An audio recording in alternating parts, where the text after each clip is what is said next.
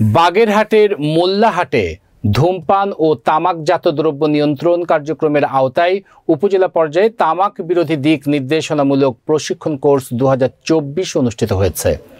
মোল্লাহাট নিজস্ব প্রতিনিধি মফিজুর রহমানের প্রতিবেদনে দেখুন বিস্তারিত।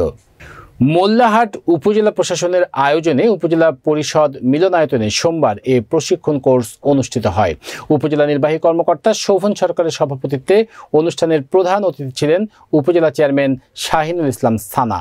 অনুষ্ঠানে তামাকজাত দ্রব্যের ক্ষতিকর দিক সহ প্রশিক্ষণ কোর্সের মূল বিষয়বস্তু উপস্থাপন করেন উপজেলা স্বাস্থ্য পরিবার পরিকল্পনা কর্মকর্তা ডাক্তার মোহাম্মদ ইবাদত হোসেন।